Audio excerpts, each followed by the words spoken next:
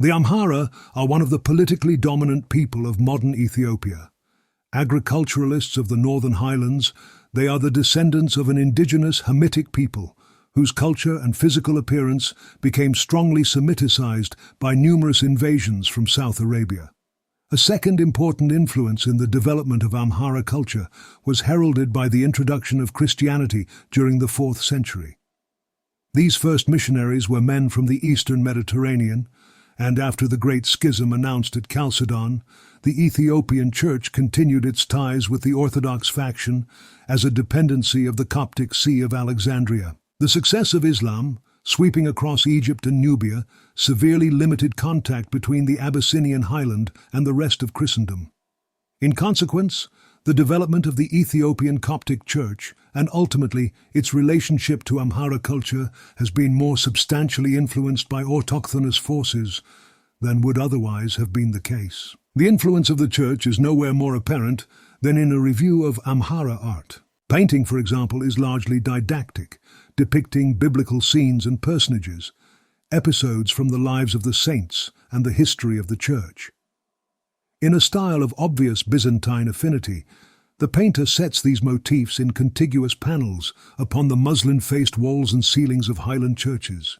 The occult drawing is known in Amharic as telsum, cognate of the English talisman, and differs radically from the church painting in form, intent, and production. Ethiopian talismans, sewn into a leather amulet together with the appropriate herbal ingredients, are worn to ward off the numerous Satans, persecutors of man and foes of the Church, who live in the forests, lakes, and rivers of the countryside, and in the hearth ashes and beer dregs of the home.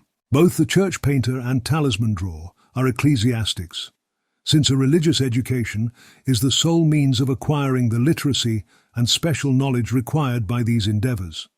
Indeed, the paintings and drawings accompanying this video are the work of a single individual who lives in Gondar town, about 30 miles north of Lake Tana, national capital during the 17th and 18th centuries. He is the latest of a series of artists who have engaged in replacing church paintings which were destroyed during the 19th century. Amhara tattooing provides an interesting complement to church painting and talisman drawing.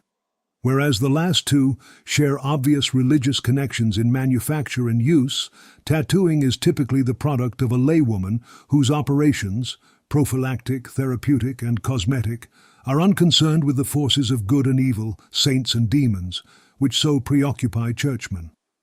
But of greater interest than the enumeration of goals to which painting, drawing, and tattooing has each been put, is the examination of how the Amhara artist attempts to best achieve these ends.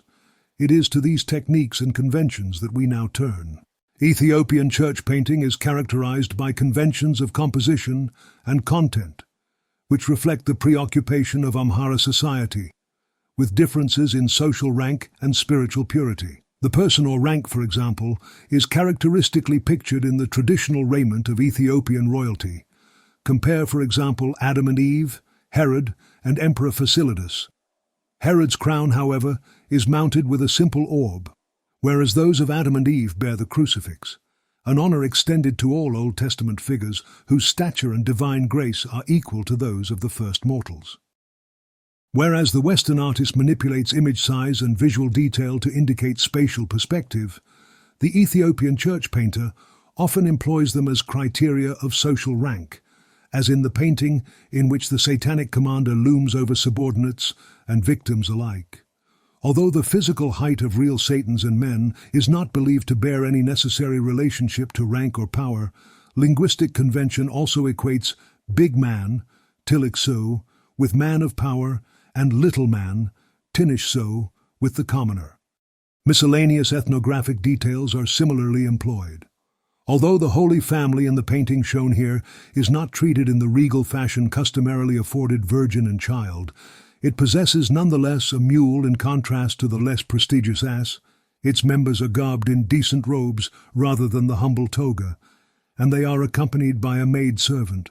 Compositions similar to church murals are frequently painted upon the goatskin parchment pages of religious texts, where they serve as illustrations of the content and application of textual material, and as guides for future church paintings. A large proportion of these pictures depict ecclesiastical scholars, the most frequent owners and transcribers of such books, at devotion, instruction, and engaged in exorcising the evil spirits responsible for the largest share of man's misfortunes. Differences in skill and mastery of technique mark one man's church painting as definitive and another's as temporary, while differences in occult knowledge and powers characterize this talisman drawer as an expert and that as a mere peddler. There is little, however, to recommend one tattooer above her colleagues, and potential customers often select the tattooer most conveniently near. Overall, Amhara art is unique and doesn't conform with the Western style of drawing and art concepts.